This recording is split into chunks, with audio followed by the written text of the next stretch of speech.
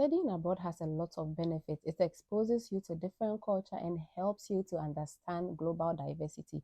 Aside that, it helps students to shape their personal life, their academic life, and professional life. If you're interested in traveling across the world to pursue your academic goals, but you don't know where to start from, maybe you are new to these school applications, then this video is for you. Hi guys, welcome to my channel. My name is Norie J. If you are new here, you are welcome, and don't forget to subscribe. If you're a returning subscriber, thank you so much for returning. As you can see from the title, if you are new to these school applications and you don't know where to start from, this video is for you. This video, we are going to share about some basic things that you are supposed to know for your school and scholarship applications. Starting from the most basic is your passport. You need to have your international passport to travel outside your country to pursue your educational journey. This is one of the basic requirements for every school. When you're doing your school application and then you see an ID document, they are referring to your passport. So if you don't have your passport, you need to start working on that.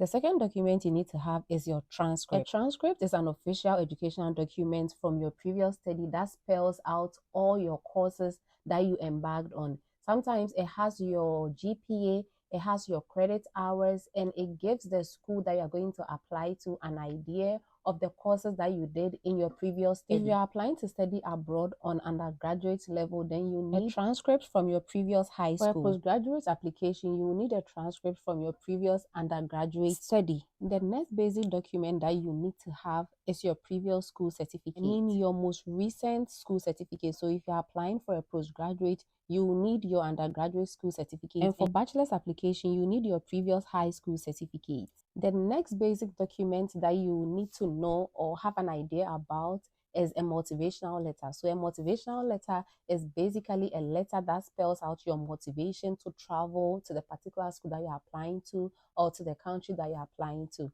Some scholarships also require you to write a motivational letter. Sometimes they call it statement of purpose, stating why you need the scholarship. Among all the basic documents that you need for your school applications, in my opinion, motivational letter is one of the documents that you have control of. If a particular school or scholarship application require you to submit a motivational letter, it means that your chances of being accepted or getting scholarship depends mostly on this motivational letter or statement of purpose. So if you have no idea of how to write this letter or this essay, then you have to look into it, research into it, look on the website for templates and just learn how to write it, because it's a document to sell yourself to the school or scholarship administration. The second document to a motivational letter that helps you to also sell yourself to the school or scholarship administration is your CV. So that brings me to my next basic thing that you are supposed to know to have is your CV. Some schools request for a CV as part of their application. Not all schools. Some schools do not request, but if you have a school requesting for a CV, that means that you need to do well to put together a good CV. Some European schools or scholarship in Europe request for what we call Europass CV. And Europass CV is basically an European CV format that most European schools and scholarship application administration request. So if you have no idea of what an Europass CV looks like, you can just go online and then type it in your Google search and you have a template or you have an idea of how it is. The next thing you need to have a knowledge about is what we call financial statement. This is basically a bank statement. Mostly it's used as a supporting document to your application. Most often the bank statement is not requested by the school. You will need it during your visa application to prove that you can support your cost of living and other expenses. In Germany, applications like school applications and scholarship applications, this term is mostly termed as blocked account. If personally you don't have sufficient funds in your account to support your visa application or to prove as your financial statement, you can have a relative to give you something that we call sponsorship letter to provide as a sponsor for your educational journey. If you don't have any relative to provide a sponsorship letter for you and you play a prominent role in an organization, for example, a church, you can have the church also give you a sponsorship letter as a supporting document for your visa application. The next on our list that you need to have an idea about is what we call a reference letter or recommendation letter. You need to have prominent people in your academic field or professional field to be able to provide you this reference letter or letter of recommendation in case you need them. Before you set out to apply for a school or to embark on this study abroad journey, you need to have a goal, either academic goal or career goal or professional goal. With academic goal, you need to know what course that you want to do, and your academic goal will depend on your career goal. I mean, what you want to do or the kind of job that you want to do after school. So with your academic goal, you need to know the courses that you want to do.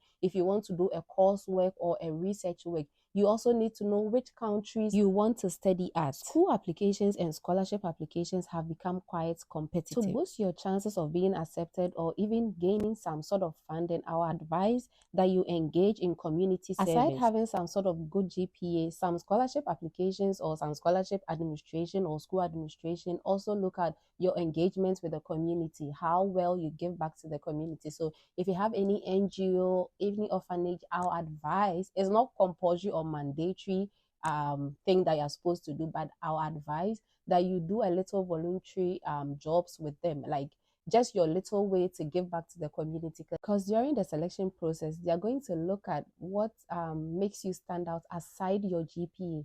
Yeah, they are going to look at what makes you stand out. So if you are giving, like if you are already giving back to the community, I mean, they have some confidence that, oh, if we give this person the chance, or if we give this applicant this scholarship, at least he or she is going to give back to the community. My last tip is that if you are new to these school applications, after all your application or after you've written all your essays and you've put together all your documents, have someone proofread it for you, have someone go through it for you to see if you've made any mistake, if there is any errors, if there is any grammatical errors.